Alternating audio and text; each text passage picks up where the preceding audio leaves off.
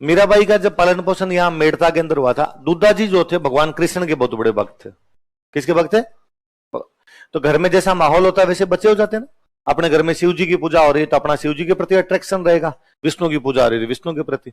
अब मीराबाई के घर में कृष्ण भगवान की पूजा हो रही थी तो मीराबाई को कौन से भगवान अच्छे लगेंगे? कृष्ण। तो टाबर थी तभी अपने दादाजी के साथ में मंदिर में जाया करती थी।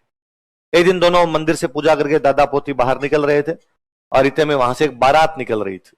बारात निकल रही थी तो राजा रुक गए, राजा दुद्धा जी राजा थे वहां के, रुक गए, बारात निकल जाए फिर चलेंगे अपने घोड़े वोड़े लेके। तो मीराबाई ने बच्ची थी तो स्वाभाविक उत्सुकता से पूछा कि ये इतने लोग क्यों इकट्ठे हो गए, ये क्या है आज भाई? तो उनका ये आज बारात जा रही है। किसकी बारात जा रही है? घोड़ी पे दूल्हा बैठ के जा रहा था। तो ये देखिए जो घोड़ी पे बैठा ये दूल्हा है। नए कपड़े क्यों पहन लिए इसने? इसकी शादी है आज। किससे होगी इसकी शादी? नाम बताया, वो फलाने जो दीदी है उनके साथ शादी होगी।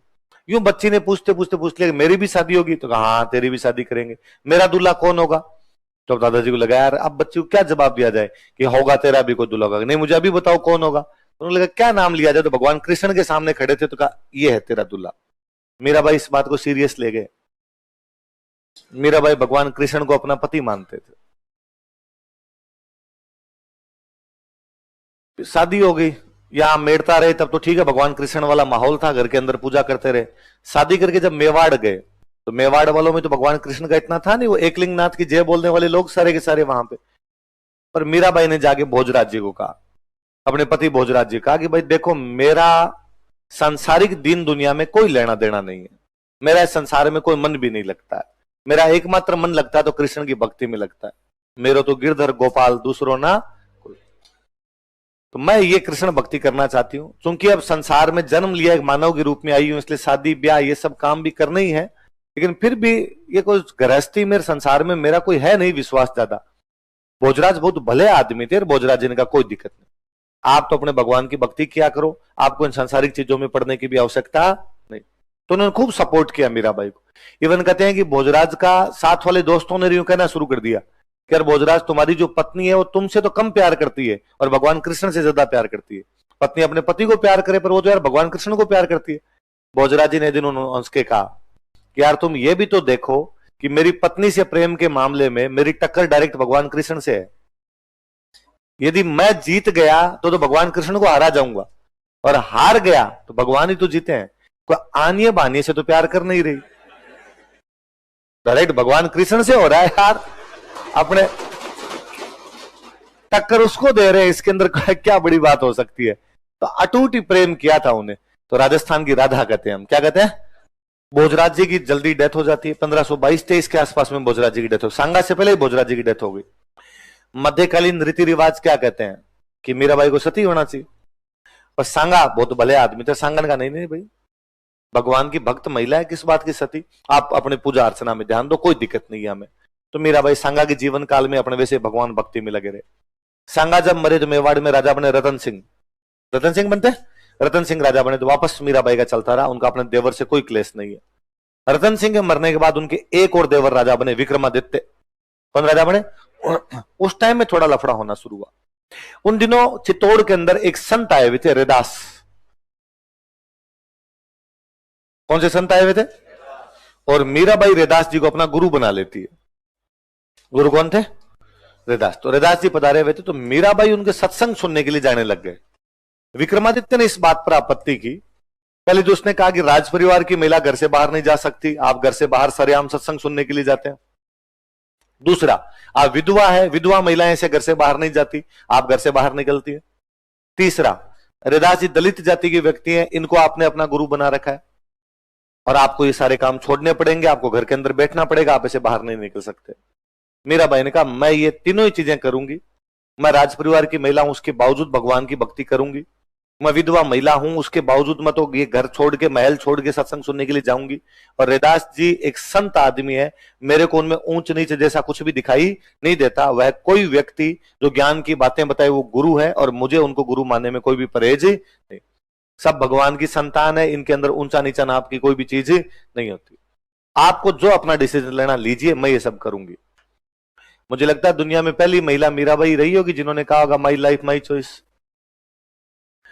आप कभी इमेजिन कीजिए इन चीजों को कि उस महिला ने एक साथ कितने टेबू तोड़ दिए थे।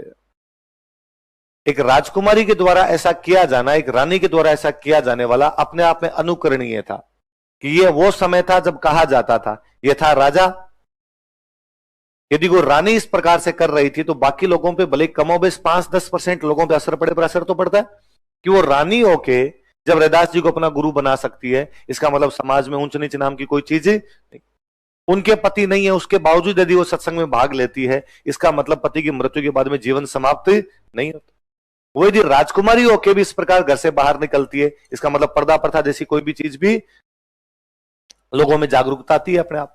पर वहां विक्रमादित्य और उनके देवर भाभी के बीच में वहां क्लेश होने लगता है। फिर कई कहानियां पढ़ते हो कि उनको जहर देने की कोशिश की गई, सांप से डंक मरवाने की कोशिश की गई।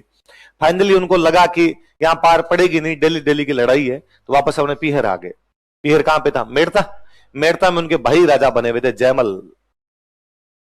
दुद्धा के बेटे हुए वीरमदेव, वीरमदेव का बेटा जयमल। जयमल वही जो चित्तौड़ के तीसरे साके में जयमल पत्ता पड़ता है, मेड़ता का राजा जयमल।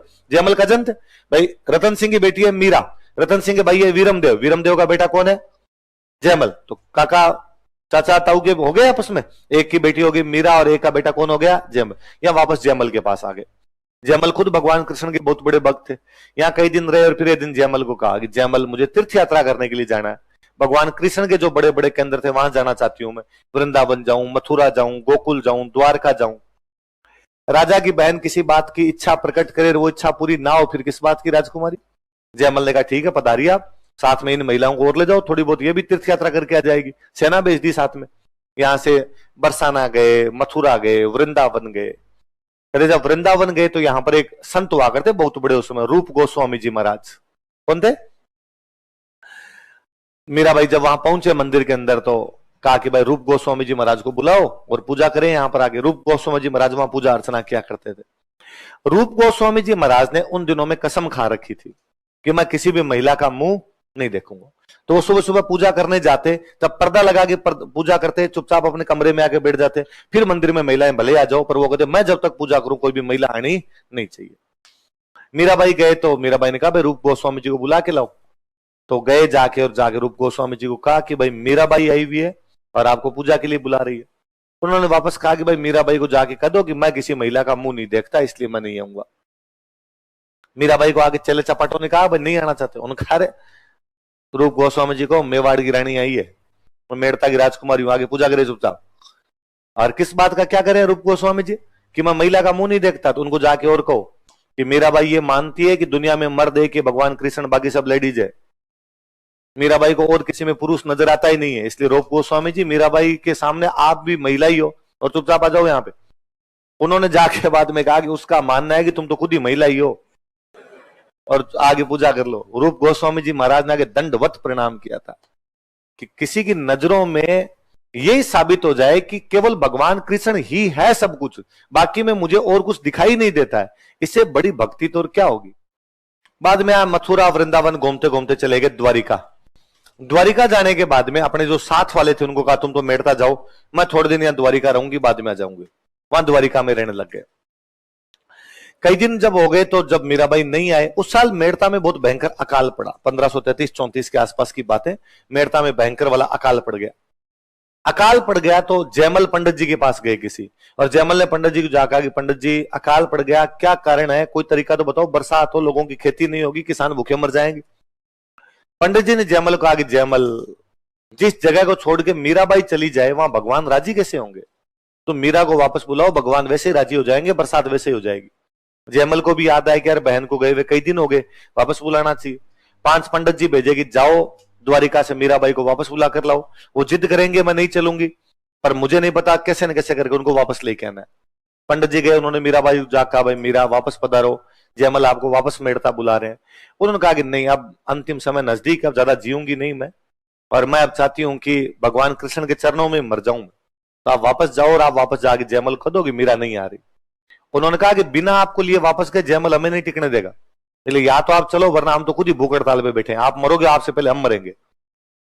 मीराबाई को लगा कि पंडित जी भूख हड़ताल पे बैठे मर गए तो ब्रह्म हत्या का पाप और लगेगा फालतू, ब्राह्मण मरने का पाप तो डायरेक्ट ही नरक में भेज देगा, क्या किया जाए। तो मीराबाई ने उन पंडित जी से कहा कि पंडित जी रुको तो एक बार, जब आप इस जिद पे आगे भूख हड़ताल की तो मैं चलने के लिए तैयार हूं, मैं एक बार भगवान कृष्ण के हाथ जोड़ के आती हूँ, फिर आपके साथ चल लूंगी। ऐसा कहा जाता है कि उन्होंने शायद जाके यही हाथ जोड़े थे कि सांवरिया मैं जाना चाहती नहीं, जाऊंगी नहीं तो पंडित जी यहाँ भूख हड़ताल करके मर जाएंगे, अब तू कोई रास्ता निकालता है तो निकाल ले। ऐसा माना जाता है कि भगवान कृष्ण की मूर्ति में मीराबाई मिल गई थी, भगवान कृष्ण ने अपनी मूर्ति में खींच लिया था कि मीराबाई की मृत्यु उस मूर्ति में विलीन होने से हुई थी। पता नहीं क्या हुआ होगा क्या नहीं हुआ होगा, पर कहते जब कई देर तक बाहर नहीं निकले तो पंडित जी ने और अंदर झांक के देखा तो बाकी पूरी मीराबाई उस मूर्ति में मिल गई थी, उनका दुपट्टा उस मूर्ति में सरकता हुआ जा रहा था। तो द्वारिका के रणछोड़ मंदिर में, कौन सा मंदिर है वो, भगवान कृष्ण की मूर्ति में कौन समा गई थी,